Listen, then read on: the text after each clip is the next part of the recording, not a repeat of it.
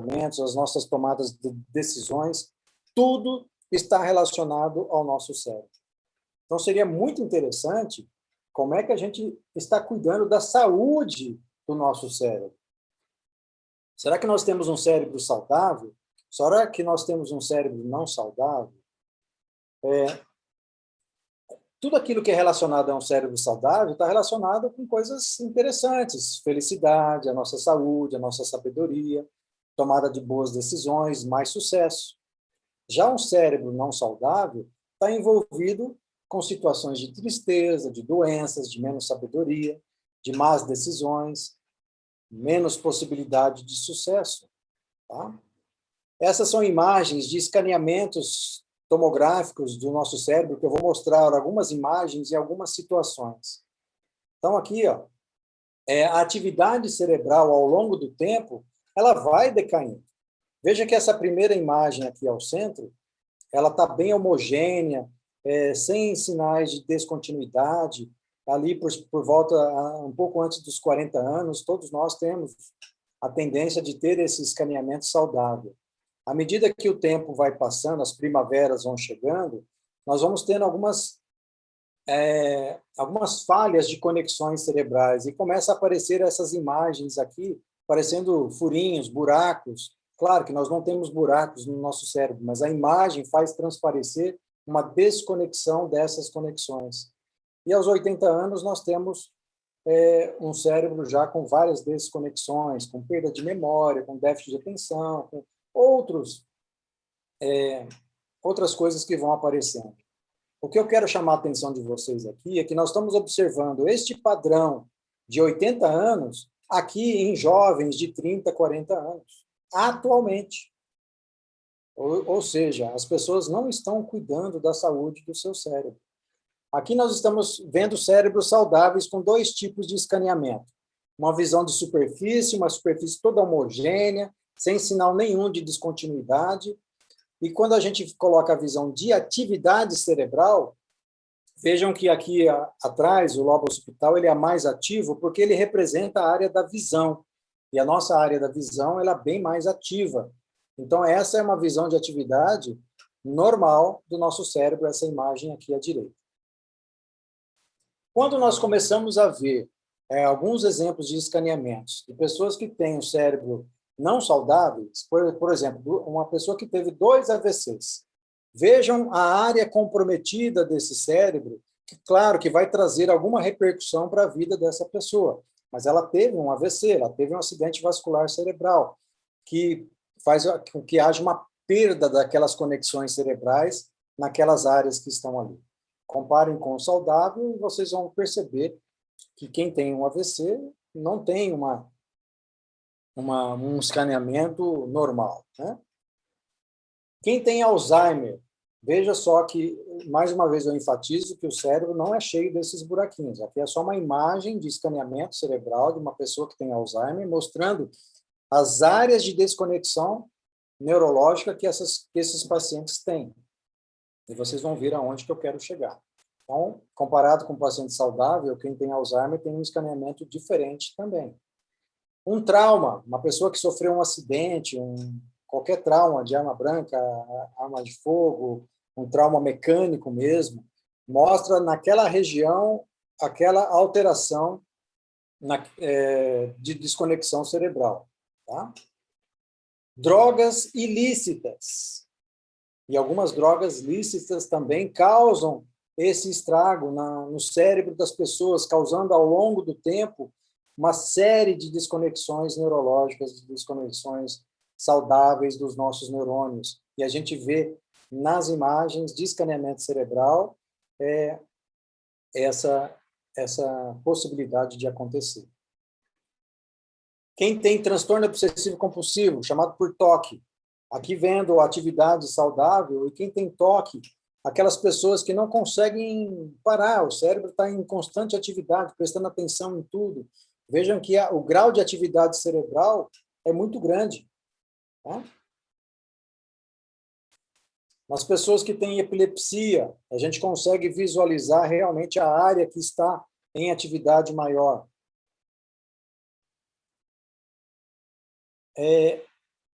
Dois pacientes com depressão. Hoje em dia, a gente tem observado, dentro dos transtornos de ansiedade, a depressão tem que ser individualizada. O que é feito para um paciente com depressão, às vezes não serve para o outro paciente com depressão. Vejam a imagem da esquerda, que tem uma hipoatividade cerebral, e é um paciente que tem sinais de depressão. Já o da direita também é um paciente de depressão, mas tem uma hiperatividade cerebral. A abordagem desses pacientes tem que ser feita de uma forma individualizada, diferente. Não se pode falar o que serve para um, serve para o outro, né? Então, hoje em dia, nós estamos tendo a oportunidade de estudar esse cérebro vivo. O trabalho dos psiquiatras hoje em dia, dos neurologistas, tem sido facilitadas quando eles utilizam essas imagens para auxiliar no seu diagnóstico, na conduta que eles fazem com relação à abordagem individualizada desses pacientes. Muito importante isso. Só que no nosso dia a dia, como é que essas transtornos de ansiedades podem influenciar aqui nas doenças do coração também, né? E onde que a gente chega aí no estresse, na ansiedade? Veja que os sintomas de depressão e ansiedade, nós, seres ditos normais, passamos por sintomas, às vezes sentimos situações de estados de depressão, às vezes a gente se encontra num estado de ansiedade, às vezes a gente se encontra ali no meio termo. Então, essa variabilidade emocional que a gente vive tem uma certa normalidade. O problema são os extremos. Pacientes com depressão grave, que têm risco iminente de suicídio, de perda de autoextermínio, que já se afundaram muito naquele estado mental que eles estão, que impedem eles de viver a normalidade. E o extremo da ansiedade é a mesma coisa. As pessoas são tão ansiosas que elas não conseguem sair de casa com síndrome do pânico, com medo de que alguma coisa vai acontecer, e elas paralisam a sua vida. Então, estes extremos são patológicos. Nós, a grande maioria, vivemos alguns sintomas de ansiedade e alguns sintomas de depressão. Apatia, retardo psicomotor, perda de interesse, pouca concentração, piora pela manhã, a baixa autoestima, desesperança.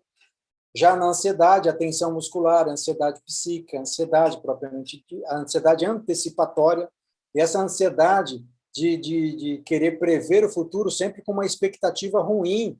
Nunca é uma expectativa boa, não vai dar certo, não vou nem fazer porque não vai dar certo. A pessoa desiste antes de tentar, né? E dores tensionais, estados de alerta, cansaço. E a grande maioria fica aqui nesse meio termo, né? Fadiga, alterações do sono, pouca concentração, alterações do apetite, irritabilidade e disforia. Então, esses são sinais que variam de depressão, de transtorno de ansiedade. E quando nós estamos falando de estado mental, daquilo que nós estamos pensando, daquilo que nós estamos sentindo, quando nós estamos vivendo um estado emocional do estresse, as emoções que surgem com o estado emocional de estresse não são boas. Estão relacionadas a isso daí, ó, ansiedade, medo, culpa, ressentimento, raiva, ódio, tristeza, incerteza, insegurança, depressão, julgamentos, hostilidade, perda, competição. Então, o estado mental do estresse traz à tona no indivíduo uma química que representa estas emoções. E esta química que representa estas emoções circulam constantemente, informando o nosso corpo daquele estado mental. E, às vezes, perpetuando esse estado, virando uma bola de neve, né? A pessoa que tem ansiedade, que tem medo, chega no consultório achando que está tendo um infarto iminente. Jesus está chamando naquele momento. E não adianta eu falar, não, isso é coisa da sua cabeça. É da sua cabeça, mas é uma coisa patológica, é uma coisa que precisa de atenção, precisa de cuidado. Não pode ser apenas, isso é coisa da sua cabeça. A pior coisa que tem para falar para uma pessoa, não, isso aí não é nada, isso é coisa da sua cabeça. Né? A gente tem que dar, uma das motivações que eu tive para estudar tudo isso foi o quanto de pacientes que sentam no meu consultório com transtorno de ansiedade achando que tem uma doença cardíaca. E por mais que a gente investigasse, por mais que a gente informasse aquela pessoa de que ela não tinha nada, ela ainda continuava sentindo. E, às vezes, vai de consultório em consultório até achar alguma coisa somatizada mesmo, né? Já por outro lado, que a gente... e ninguém consegue mudar nada na vida dela vivendo sob estresse, vivendo sobre as emoções que representam o estresse. As pessoas vão sempre criar o mesmo do mesmo. Vão repetir sempre as mesmas coisas nas suas vidas, os mesmos padrões de pensamentos, os mesmos padrões de sentimentos, os mesmos padrões de comportamento. Vão manter a sua personalidade. O que é personalidade? É a maneira como eu penso, a maneira como eu sinto e a maneira como eu me comporto. Isso é personalidade. E a personalidade da pessoa cria a sua realidade pessoal. Então, enquanto a gente não sentir que a gente pode criar alguma modificação para mudar isso de uma maneira proativa, a gente vai ficar entregue a este ciclo, fazendo poucos momentos de criatividade, onde outras emoções como gratidão, amor, admiração, alegria, inspiração, paz, integridade, honestidade, sabedoria, verdade, se sentir poderoso, poderosa, às vezes não aparece. São raros os momentos em que isso aparece. E por que é tão difícil mudar um hábito da pessoa? Porque a gente vai ver nos slides adiante. Não adianta que nem vocês estão ouvindo essa palestra, né? Às vezes a pessoa cultivou medo, cultivou culpa, angústias, durante 20 anos da vida dela. Aí elas escutam uma palestra motivacional, tem algumas informações, fazem uma meditação, sentem bem-estar, tem ali uma certa paz, uma certa vivendo uma sensação de empoderamento diferente, e fala, nossa, nunca mais vou sentir culpa na minha vida, nunca mais vou sentir medo, nunca mais vou ter isso, porque naquele momento ela viveu a química diferente, ela se permitiu viver uma sensação de paz, de admiração, diferente do que ela estava vivendo. Só que 20 anos da vida dela, ela alimentou a química da culpa, do medo. 5 minutos depois que ela saiu daquilo ali, começa um blá, blá, blá interno. Não, aquilo que o Dr. Milton falou pode não ser tão verdadeiro assim. Não, isso é muito difícil realmente. Não, sentir um pouquinho de culpa é bom de vez em quando. Não, ter medo é bom. Aí você volta a ser o que era. Volta a produzir o mesmo do mesmo. O processo de transformação, ele requer um certo desconforto, sempre. Tem que ter desconforto. Por quê? As pessoas vão criar, talvez, uma nova realidade, uma nova personalidade. E a pessoa não se conhece sendo alegre. A pessoa não se conhece sendo empoderada. A pessoa não se conhece na alegria. Ela se conhece, sim, com aquele sentimento de culpa, de medo, de raiva. Ela se conhece.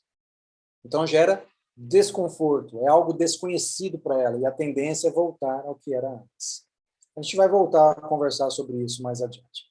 Quando nós estamos vivendo o estado mental do estresse, a química que a gente está produzindo, os neurotransmissores, a leitura de uma simples frase num livro faz com que eu libere cerca de 400 milhões de neurotransmissores na fenda sináptica. É uma química representando aquele pensamento. Não importa o teor. Se é um pensamento de medo, de alegria, de tristeza, de ansiedade, não importa. Nós liberamos uma química para cada pensamento que eu tenho. Sabe quanto nós temos num único dia? Cerca de 60 mil a 70 mil pensamentos. Num único dia. 90% daquilo que a gente pensa é igual ao que eu pensei no dia anterior. 90% daquilo que eu penso é igual ao que eu pensei no dia anterior. Aí eu continuo fazendo, tendo os mesmos pensamentos, os mesmos sentimentos, os mesmos comportamentos e quero que alguma coisa diferente aconteça na minha vida. Isso, segundo Einstein, chama-se insanidade. Para que a gente queira alguma coisa diferente em nossas vidas, a gente tem que fazer um pensamento diferente, um comportamento diferente, um sentimento diferente. Porque senão, ó, cortisol alto e o DEA baixo, que estão presentes na, na, na química que representa essas emoções, acelera o envelhecimento, morte de células cerebrais naquelas imagens de escaneamentos que a gente viu, prejuízo da memória e do aprendizado, diminui densidade óssea, aumenta a osteoporose, reduz massa muscular, reduz regeneração celular, prejudica o sistema imunológico, hoje em dia tão importante na criação da nossa imunidade desse coronavírus. Aumenta a glicemia, aumenta o acúmulo de gordura na cintura e no quadril. Então, nós vivemos uma variabilidade emocional muito grande nas 24 horas. Ora, né, é difícil a gente ter um centro, mas é muito importante a gente ter um centro.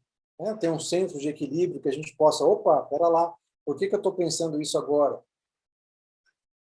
Nós temos uma área cerebral única nos seres humanos, que é o lobo frontal. É o que nos diferencia dos primatas. É a presença do lobo frontal. E uma das funções do lobo frontal é a capacidade de metacognição. O que é isso? É a capacidade de pensar naquilo que nós estamos pensando. Somos os únicos seres com autoconsciência. A gente consegue pensar naquilo que eu estou sentindo. Eu consigo pensar naquilo que eu estou fazendo. Eu consigo pensar naquilo que eu estou pensando. Só que a gente não utiliza isso na grande maioria das vezes. A gente entrega a nossa vida no piloto automático e segue adiante, pensando sempre o mesmo do mesmo. E será que o nosso estado emocional pode, de alguma maneira, interferir em alguma patologia? Eu trouxe um exemplo aqui de um trabalho feitos em diabéticos, onde o riso, o fato das pessoas estarem alegres, somente isso conseguiu ativar 23 genes diferentes, né? Sendo um o receptor de dopamina e fazendo com que haja um controle melhor do diabetes dessas pessoas. Então, um grupo de diabético tipo 2 foram participar de uma comédia. E o outro grupo foi participar de uma palestra enfadonha, que eu espero que não seja essa que vocês estão ouvindo. Né? Os pacientes, todos eles foram dosados a sua glicemia antes. É que aqui eu não consigo ver quem está dormindo, quem não está. Eu consigo ver os videozinhos de alguém aqui, né? E de máscara ainda fica mais difícil. Né? Mas tá bom. Olha só. Então, um grupo desses diabéticos foram dosados a sua glicemia e foram para um show de comédia. O outro foram para uma palestra enfadonha. As glicemias foram dosadas antes e depois, nos dois grupos. No grupo que participou da comédia, todos eles tiveram a sua glicemia controlada. Já aqueles que participaram dessa palestra enfadonha, alguns deles tiveram que até tomar insulina, mostrando que o estado mental, os nossos pensamentos interferem no nosso corpo. Ou vocês tinham alguma dúvida disso?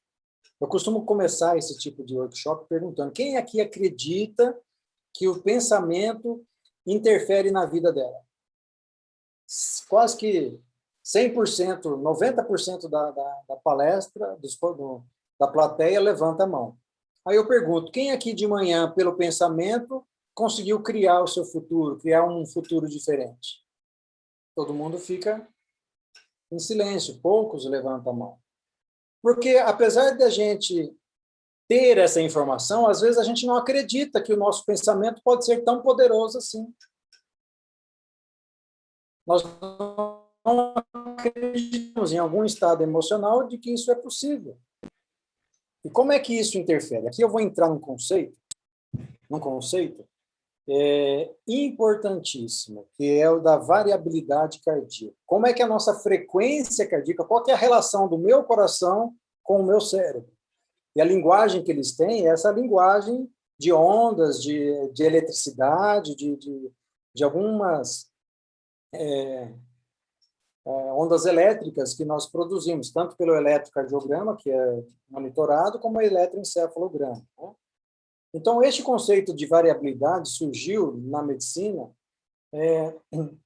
quando começaram a perceber que pacientes que tiveram um infarto agudo do miocárdio, eles começaram a perder este fenômeno da variabilidade e tinham um risco maior de morte súbita. Também estudaram pacientes com depressão grave, mostrando que eles também não têm essa variabilidade cardíaca presente, mostrando que eles também tinham um risco maior de infarto agudo do miocárdio. Então, o que é a variabilidade cardíaca? Entre um batimento e outro, há uma distância. Veja que entre o primeiro batimento e o segundo batimento tem uma distância de 845. Entre o segundo e o terceiro, 745. Entre o terceiro e o quarto, 812. E o último, 732. Veja que entre um batimento e outro, nós temos uma diferença de distância entre um batimento e outro. Isso é saudável. Isso mostra que nós temos um sistema nervoso autônomo, simpático e parasimpático saudável. Isso nós chamamos de variabilidade cardíaca. Quanto maior a nossa variabilidade cardíaca, mais clareza mental nós temos, e vocês vão ver o porquê. Quanto menos variabilidade cardíaca nós tivermos, menos clareza mental nós vamos ter. Quem que descobriu isso? Pesquisadores norte-americanos, lá na Flórida, do Instituto HeartMath, que fizeram uma série de investigações estudando essa variabilidade cardíaca com o estado mental, a performance física mental, e mostraram que o ritmo cardíaco interfere de forma contundente.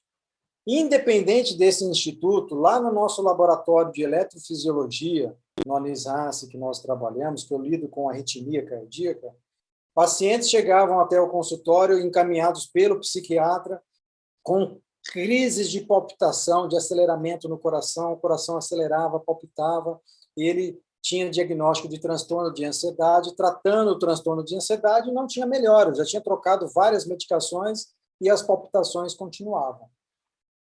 Esses pacientes a gente encaminhava para o laboratório de eletrofisiologia, estudava esses pacientes e descobria que eles tinham um nervinho a mais no coração. E nós tratávamos esse nervinho a mais, fazíamos uma cauterização, uma ablação. Nós temos como hábito, rotina do nosso protocolo, do nosso serviço, fazer uma revisão em 2 meses do procedimento. Um caso chamava muita atenção de um menino que era com TDAH, com transtorno de ansiedade, que não respondia a nenhuma medicação. Nós tratamos eles de uma síndrome de Wolff-Parkinson-White, um nervinho a mais no coração. 2 meses depois que a mãe levou essa criança no consultório, falou: doutor, essa criança melhorou da água para o vinho. Essa criança, ela não é mais agitada, ela não tem mais aqueles transtornos que ela tinha. Tem como devolver o nervinho para ela? Não, agora ela está mais quieta, né? Mostrando tanto que a relação do coração e o cérebro são importantes. Então, pacientes que chegavam e que a gente descobria que tinha esses nervinhos a mais do coração e nós tratávamos, elas curavam do transtorno de ansiedade dela. E o contrário é verdadeiro. Pacientes utilizando remédio para arritmia, para tratar a palpitação, a gente levava esses pacientes para fazer o diagnóstico eletrofisiológico, não encontrávamos nada. Ele encaminhava para o psiquiatra para tratar de transtorno de ansiedade e esses pacientes melhoravam, mostrando que existe uma relação muito forte entre coração e cérebro. Alguma dúvida? Posso continuar?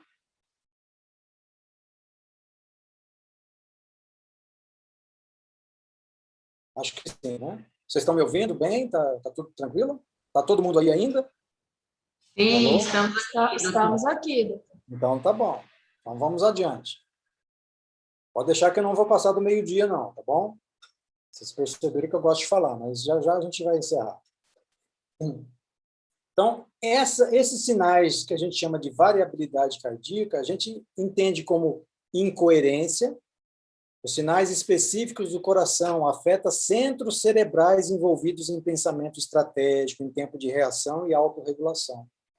E o coração envia mais informações ao cérebro do que o cérebro envia ao coração.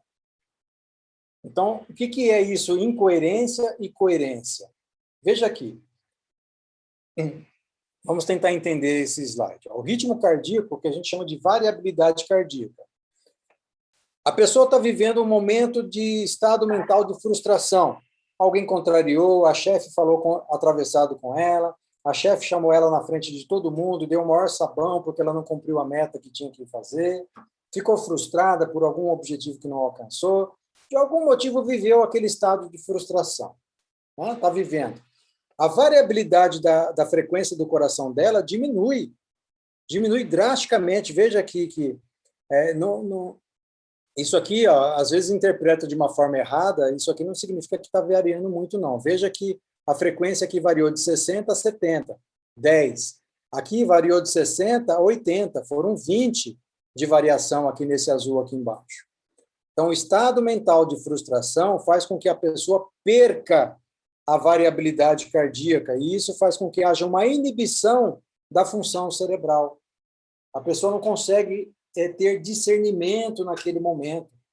Quem aqui já não viu vários exemplos de sequestro límbico, que a gente chama, né? Pessoas que saem de si, que ficam tão com raiva tão grande, que cometem até crimes, né?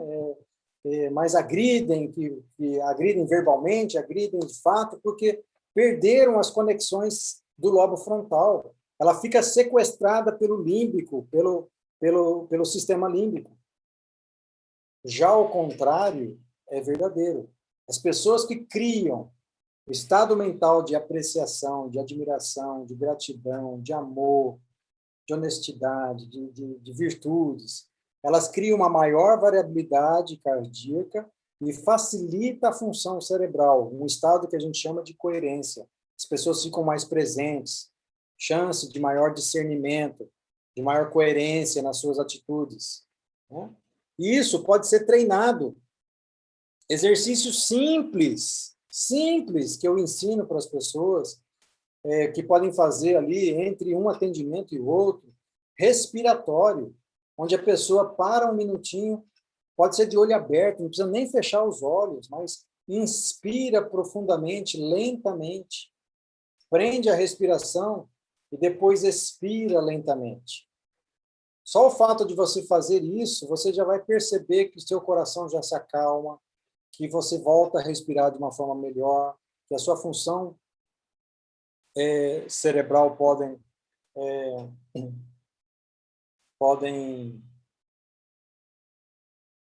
que a função cerebral pode estar mais calmo, mais tranquilo, tá?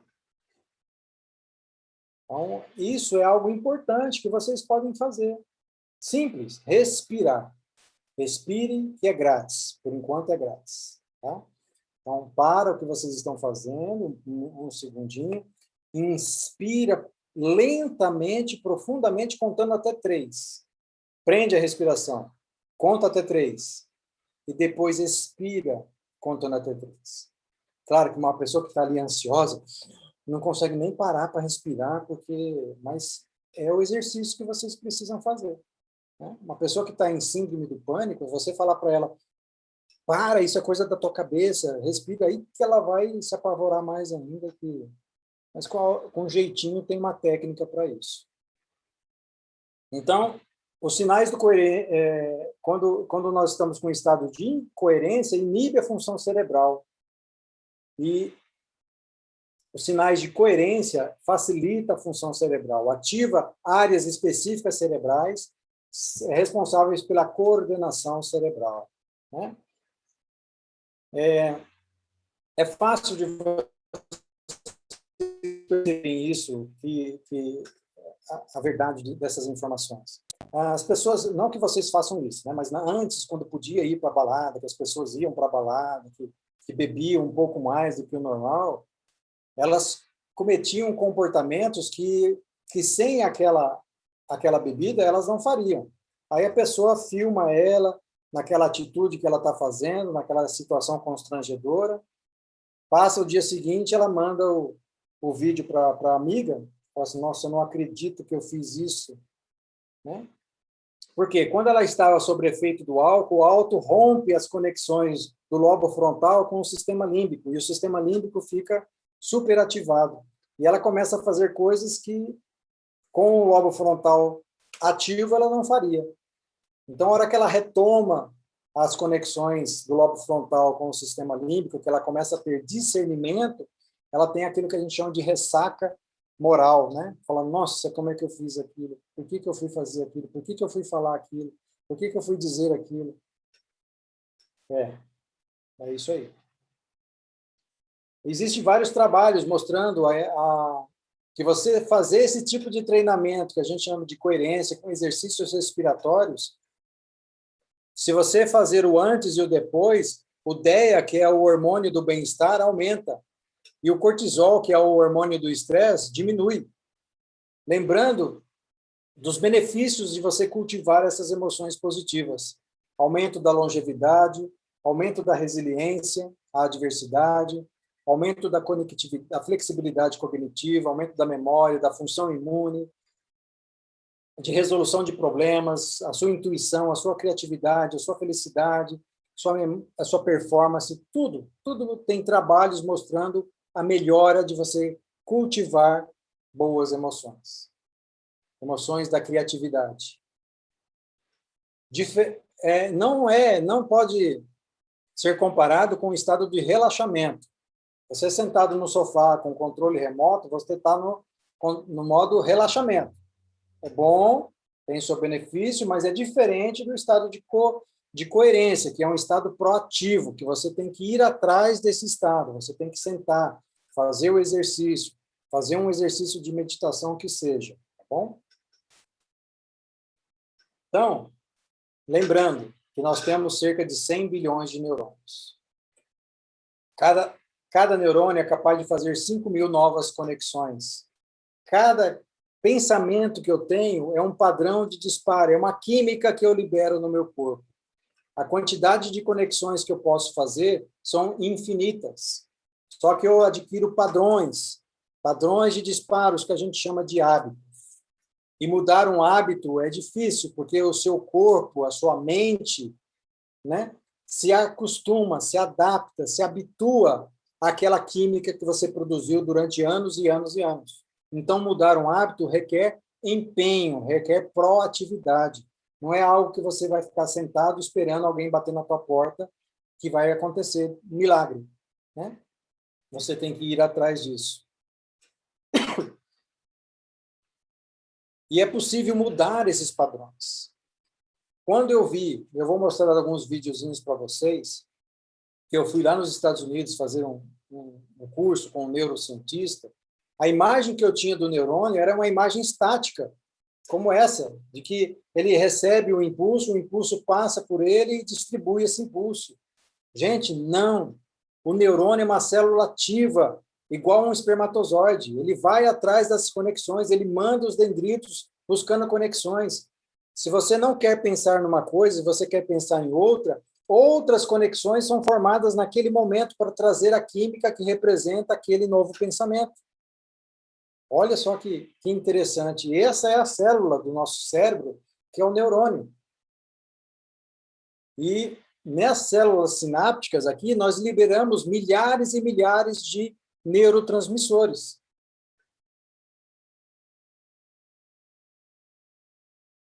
Agora, se nós continuarmos seguindo sempre os mesmos padrões, pensando sempre dentro da mesma caixinha, nós vamos ter sempre os mesmos pensamentos. Tendo os mesmos pensamentos, a gente vai ter sempre as mesmas escolhas.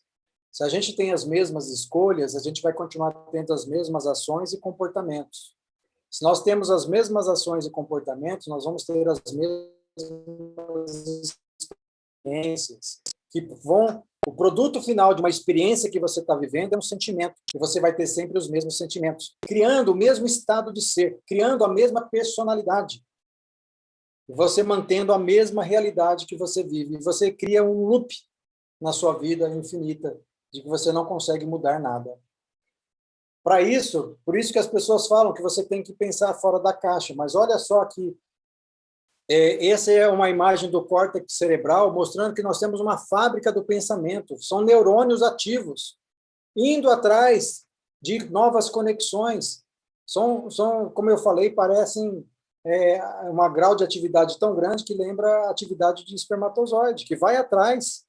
Isso foi algo que me surpreendeu bastante, né, nas imagens que eu vi lá com o Dr. Joe Dispenza, que me forneceu esses vídeos. E olha só isso aqui interessante. É claro que isso daqui está em uma velocidade aumentada, infinitamente aumentado, para vocês verem a funcionalidade do neurônio. Eu quero ser feliz, hoje eu quero ser feliz e vou ser feliz, buscando essa conexão. Os neurônios são proativos, obedecendo aos seus comandos. Linda esse videozinho. E olha aqui, vamos ver se vocês conseguem ver o pensamento, né? Aquele clarão que aparece ali, ou esse acender e piscar de luzes, das conexões cerebrais se acendendo quando eu estou tendo um único pensamento. Imagine 60 mil a 70 mil pensamentos no único dia que nós temos. Imagine a química que a gente não libera no nosso corpo, que informam as nossas células, que informam o nosso DNA, que fazem com que a gente produza um sistema imune sadio ou não. Tanto que é importante o nosso estado emocional. E esse daqui é o que a gente chama de poda neural. Eu não quero ser mais triste, eu quero ser alegre. Então, o neurônio tira aquela conexão e se conecta com a nova realidade que você quer, trazendo um novo significado para você, um novo pensamento. Então, é possível mudar. Essa questão de que a gente fala de que eu nasci assim, você sempre assim, vou crescer assim, a nossa biologia diz diferente, que é possível mudar, que a gente pode aprender uma coisa nova. Respira. Respira, que eu sei que são muitas informações.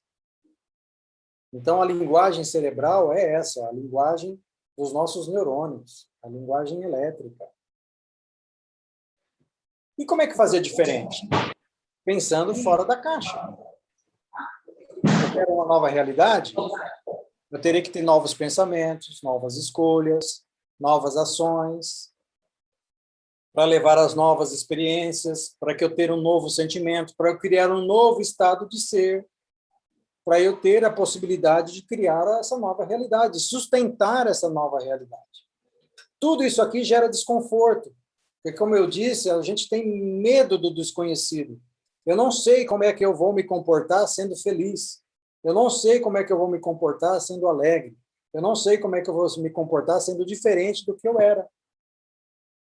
Eu sei que, como eu era, com medo, com culpa, eu não estou indo a lugar nenhum. Eu estou criando o mesmo do mesmo. Né? Então, esta mudança é possível. A sua biologia é preparada para isso. Os seus neurônios, as suas conexões cerebrais respondem a um novo comando. E o que é esse estado de coerência? É isso aqui. Quando vocês fecham os olhos, quando vocês respiram, quando vocês meditam, vocês vão adquirir isso daqui. Por enquanto, vocês estão sob estresse. Esses metrômetros aí, pensamentos desconexos, acelerados, atenção aqui, acolá, conta para pagar, combustível sem colocar, preocupação de trabalho, está tudo aí. Mas aí você decide sentar e respirar. Aí você decide sentar e fazer uma meditação ativa. Olha só o fenômeno que vai acontecer com os seus neurônios. É isso que a gente vai chamar de coerência. À medida que você insiste em fazer isso, algo vai se modificando. Nesses 100 bilhões de neurônios que nós temos.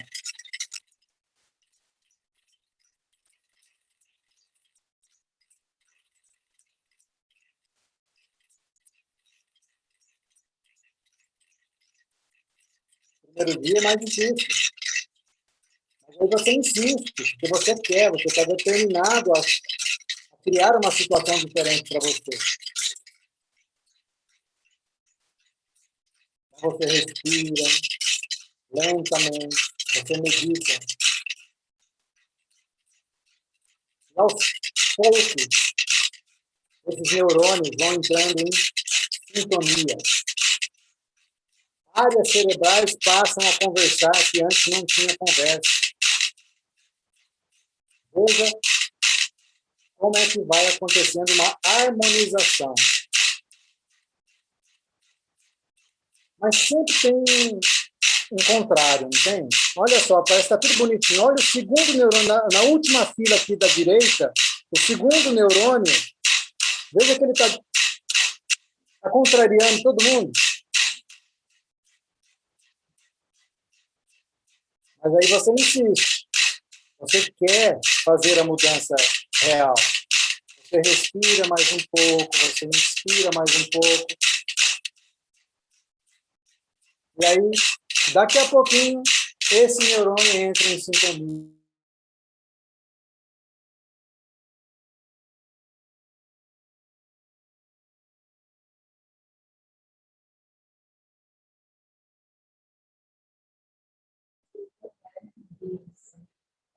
Milton, acho que a sua internet está boa.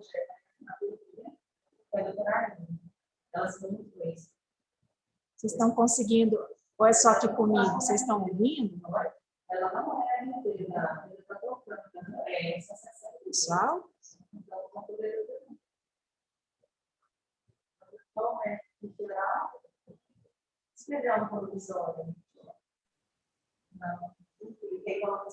Estamos ouvindo, doutor Milton. Acho que a internet, a conexão dele deve ter caído. Vou aguardar um pouquinho que ele deve entrar, né? Mas é muito importante isso que ele está falando aí, sobre a gente controlar os pensamentos, né? Tem dias que a gente acorda mais ansioso, já acorda já pensando no que tem que fazer pelo dia, né? E são tantas coisas, são tantas atribuições, né? No ambiente de trabalho, às vezes a cobrança excessiva, e a gente tem que controlar isso aí, né? Uma coisa que me ajudou muito, porque eu sou muito acelerada, né? Quem me conhece sabe o quanto eu quero fazer tudo e a gente tem um excesso de autocobrança também. Então, o que me ajudou muito foi a leitura. E tem um livro que, essa questão da força do pensamento, ela funcionou comigo, de você atrair pensamentos positivos. E a leitura daquele livro, O Segredo, né? Muita gente contesta, fala, mas não é questão de atrair riqueza, mas é atrair pensamentos positivos, coisas positivas para você, né? Você mentalizar, né? Mentalizar, eu chego a ter um quadro dos sonhos na minha casa que eu coloco as metas que eu tenho, e aquilo você vai memorizando, você olha todo dia para aquilo, e você vai mentalizando aquilo que você deseja, que você almeja. É algo que mudou a minha vida. Tem muito a evoluir, né? Todos nós somos falhos, né? Temos momentos nossos aí de aflição, às vezes a gente recai, porque a natureza também da gente, cada um tem uma. Tem pessoas que nascem prontas, eu costumo dizer assim, eu conheço pessoas que são tranquilas, são positivas o tempo todo, mas aquelas que têm essa deficiência, elas têm que estar procurando se motivar. Oi, doutor Milton, tudo bem? Caiu sua conexão, né? Não, aí eu tomei frente aqui, até compartilhando aqui uma experiência pessoal, né? Uhum. Porque assim, eu estava falando aqui para a equipe, quem me conhece, trabalha comigo aqui, sabe o quanto eu sou ansiosa, assim, para resolver as coisas, às vezes imediatista demais. Eu tenho um senso de autocobrança muito grande também, né? E eu tento melhorar isso a cada dia, e estava compartilhando sobre a questão da leitura daquele livro O Segredo, quanto ele mudou assim, a minha vida, não pela questão de riqueza, mas eu tenho usado ele em benefício assim, de estar atraindo pensamentos positivos, né? E isso melhora, e é verdade. Então, lógico, a natureza da gente, ela sempre vai querer imperar, mas quando, de repente você falou, opa, para aí, vamos retomar, né? E não desistir, né? Acho que é importante a gente não desistir da gente, né? Aí eu vou passar a palavra para o senhor continuar aí. Deixa eu voltar a compartilhar a tela aqui para a gente finalizar os slides, tá bom?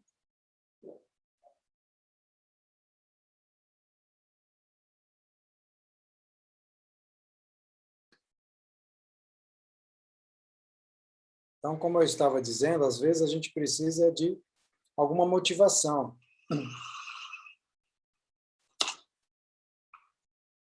I wasn't ready.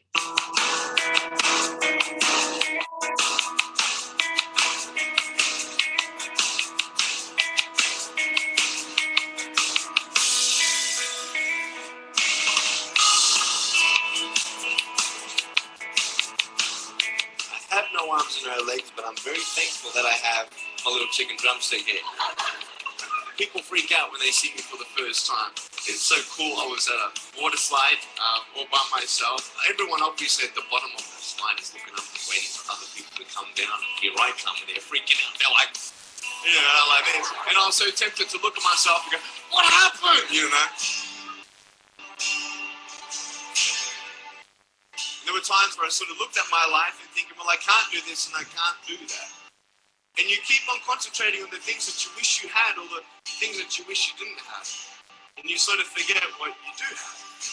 And there's no point, I believe, in my life where I wish I had arms and legs, I wish I had arms and legs, I wish I had arms and legs. I wish it won't help. But what I've seen in life are just a couple key principles. And the first thing that I've seen is to be thankful. It's hard to be thankful, man. I tell you, when I was 8 years old, I sort of summed up my life and thought, I'm never going to get married. I'm not going to have a job. I'm not going to have a life of purpose. What kind of a husband am I going to be if I can't even hold my wife's hand? It's a lie to think that you're not good enough. It's a lie to think that you're not worth anything.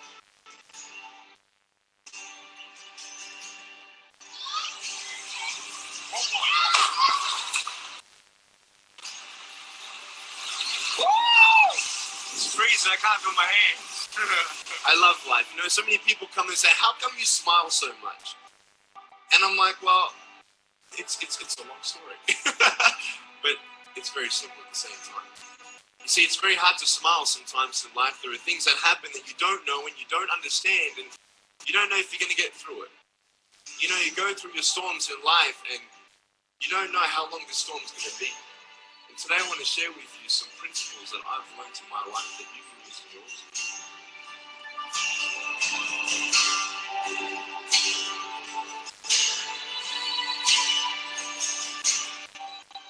Being patient is beautiful. I tell you, it's the hardest thing.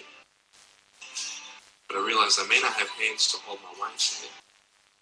But when the time comes, I'll be able to hold her heart. I don't need hands to hold her heart. You know, it is scary to know how many girls have eating disorders. It is scary to know how many people are just angry at life because of their situation at home and angry at others. It's scary to know how many people actually feel like they're worth nothing. Every single girl right here, right now, I want you to know that you are beautiful. You are gorgeous just the way you are. And you boys, you're the man. On this DVD, I share my experiences in life. I've overcome. Vamos ver aqui.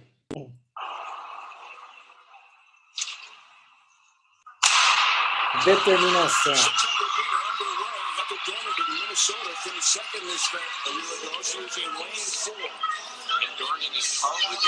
Uma competição de alto nível de atletismo, com atletas de alto nível.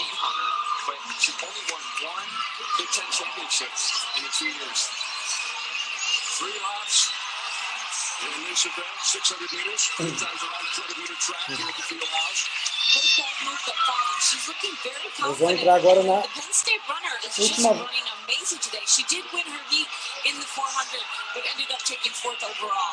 Eram 3 voltas. Essa é a segunda, penúltima. Presta atenção nessas duas atletas.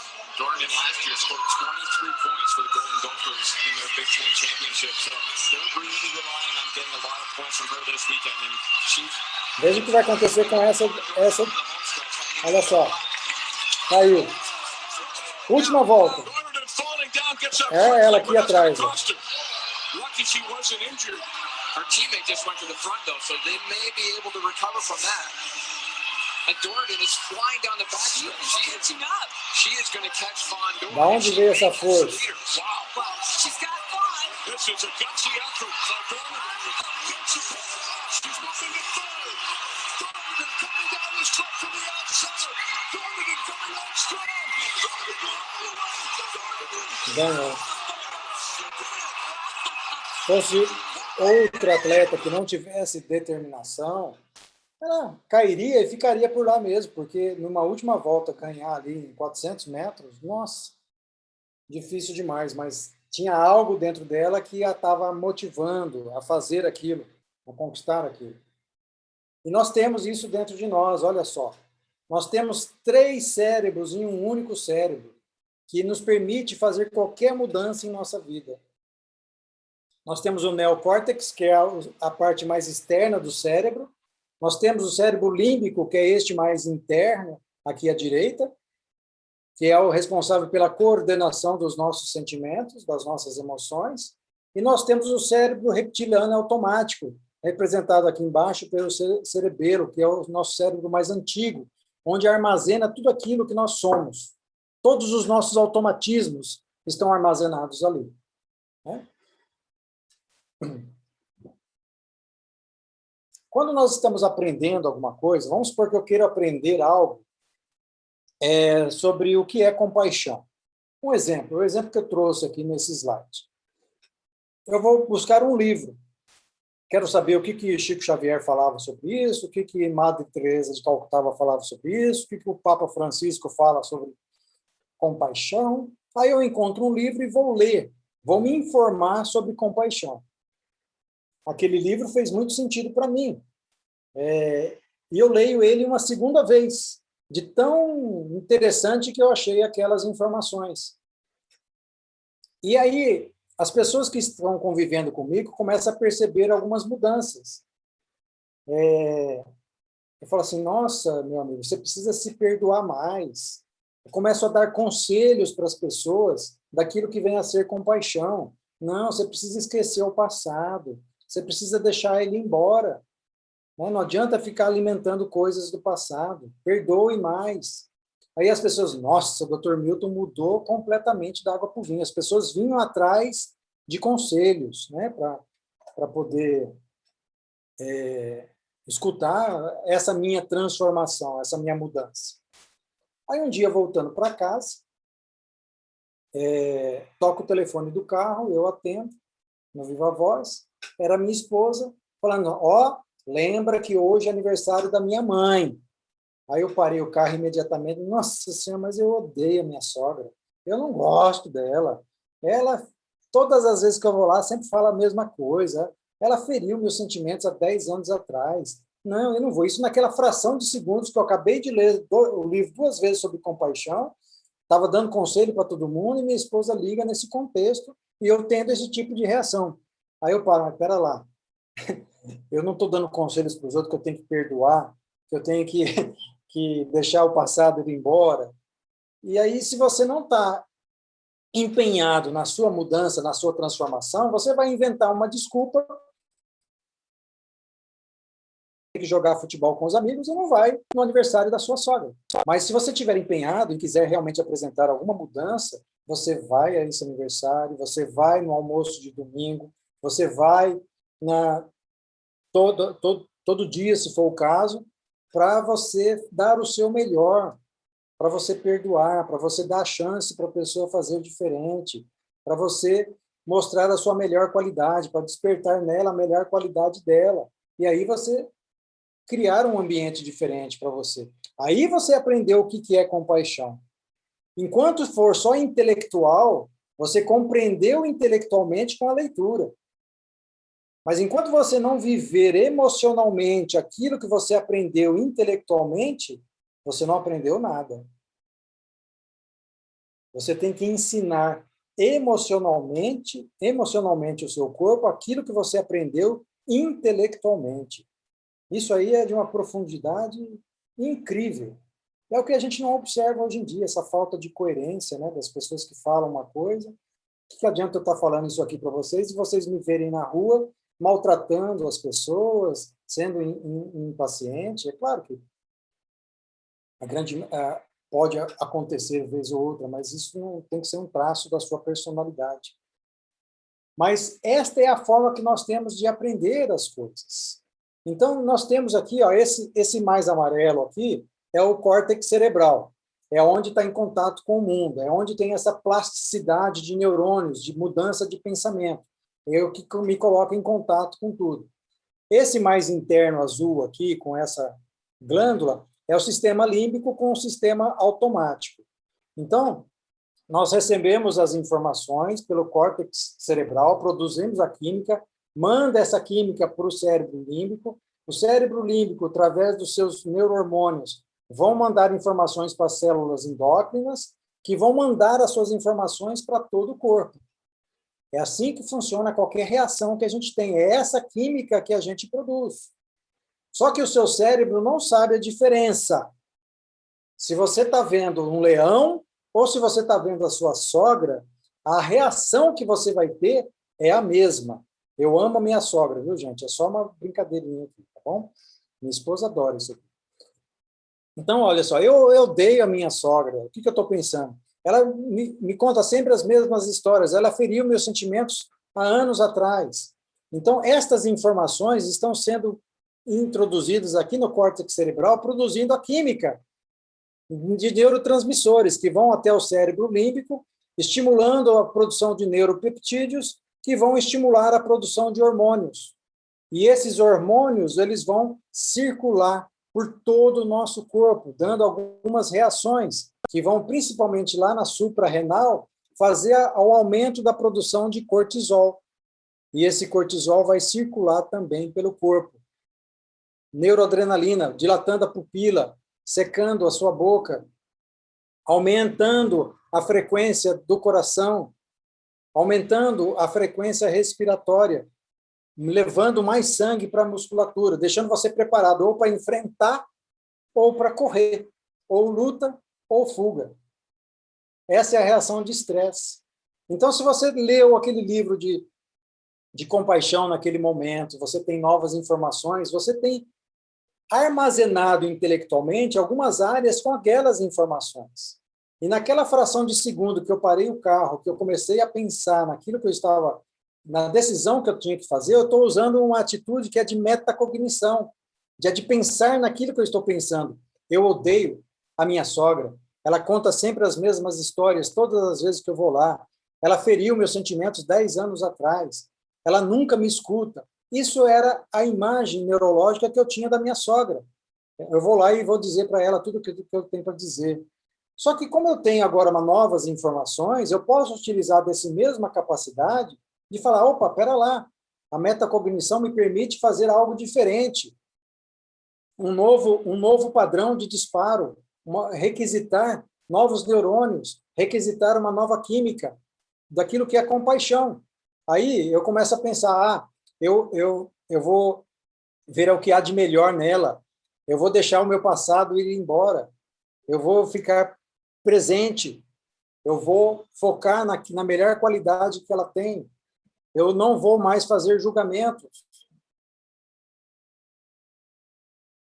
Eu estou criando uma rede neural daquilo que é compaixão. E aí eu decido ir nesse aniversário e colocar isso em prática, e eu vou aprender o que é compaixão. É assim que a gente aprende alguma coisa utilizando o nosso cérebro, a nossa inteligência emocional, o nosso coração e o nosso cérebro. Essas linguagens ali, de uma forma diferente, é mais ou menos isso. A informação que eu tinha passada, nova agora que eu quero, de compaixão, né, de que eu tenho que ir na minha sogra, mas ela feriu meus sentimentos, estão ali presentes, estão ali, é aquele blá, blá, blá que acontece no nosso cérebro. Você quer alguma coisa nova, só que está tão enraizado as informações antigas, é como se tivesse uma cola com essas informações, virando velcro com essas informações antigas que não deixa a gente mudar. Então, ela feriu meus sentimentos, ela nunca me escuta, e aquilo ali fica buzinando na tua cabeça o tempo inteiro. Mas Se você está empenhado realmente em mudar, à medida que você dá mais ouvidos às novas informações de que você tem que perdoar, de que você tem que deixar o seu passado ir embora, que você tem que mostrar a melhor qualidade, vai acontecendo um fenômeno biológico, aquela da poda neural que eu mostrei no slide anterior, em que o neurônio sai de um e se conecta com o outro.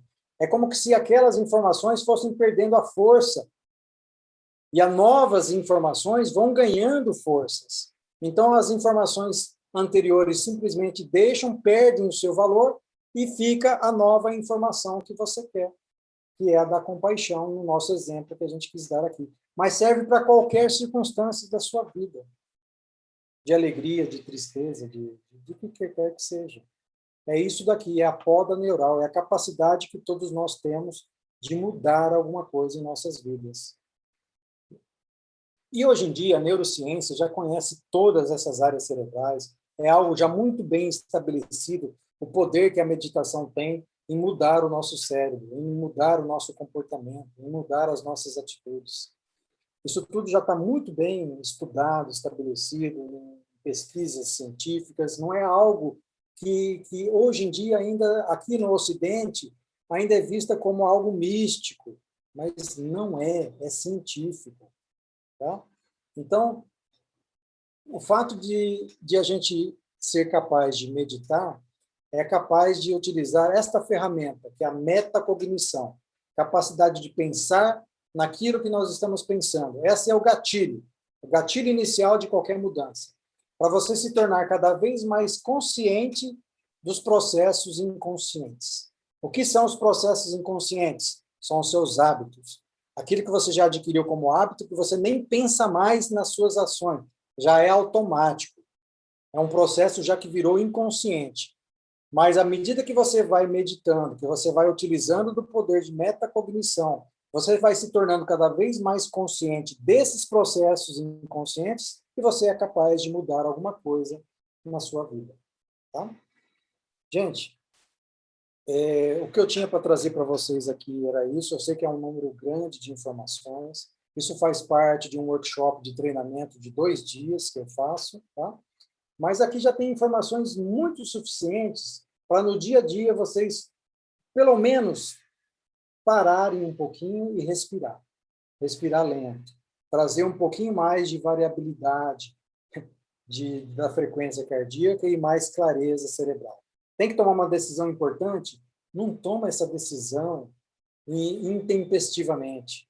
Respira, calma, medite um pouquinho. Depois você toma a sua decisão. Tá bom? É isso, meu amigo. Muito obrigado a todos vocês. Agora eu estou aqui à disposição para qualquer pergunta ou dúvida que possa ter ficado. Opa, deixa meu computador. Alguém quer tirar dúvidas, acrescentar alguma coisa?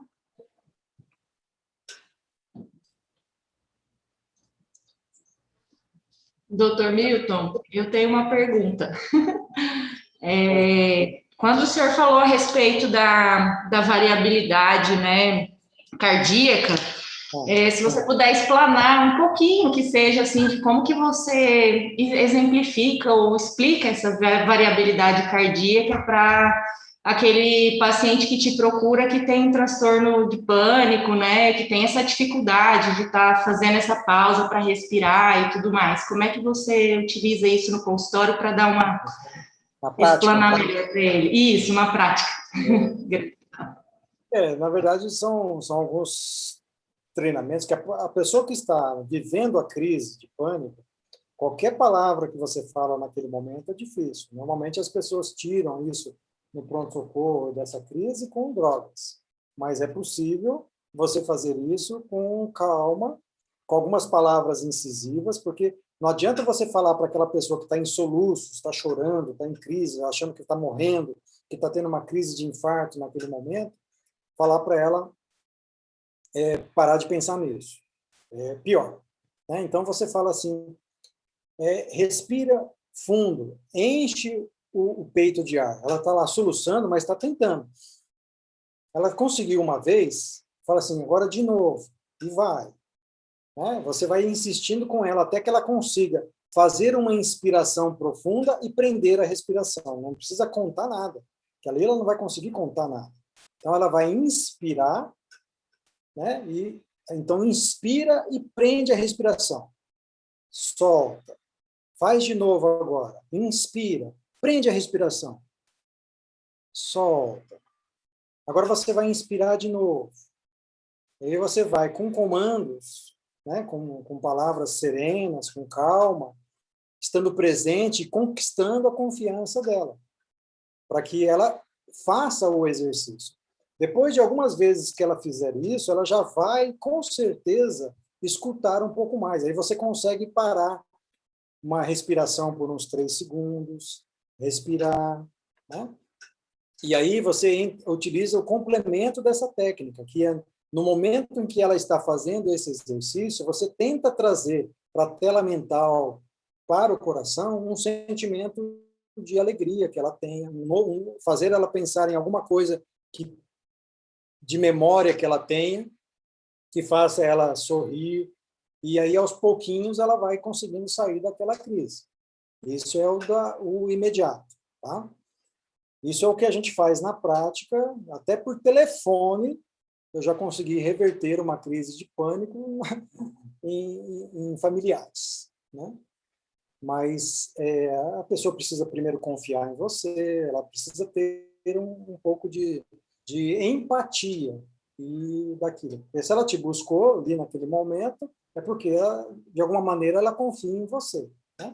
Então, você consegue, com calma, com paciência, com tempo, fazer isso. A solução mais simples é você pegar uma droga e dar para ela, ela vai dormir. Mas o problema vai continuar lá. Né? Obrigada, doutor. De nada. Ana Cristina. Essa questão da variabilidade cardíaca, né, ela é muito importante. Né? E, como eu falei, nós não temos o hábito de fazer isso. Eu tenho como hábito, entre um paciente e outro, fazer esse exercício, 2, 3 minutinhos, toda a atenção para aquele paciente, para aquilo, a hora que vai entrar o outro, é o outro paciente. Né? E aí, cada um, dentro da sua rotina de trabalho, vai saber uma maneira de tentar fazer. Isso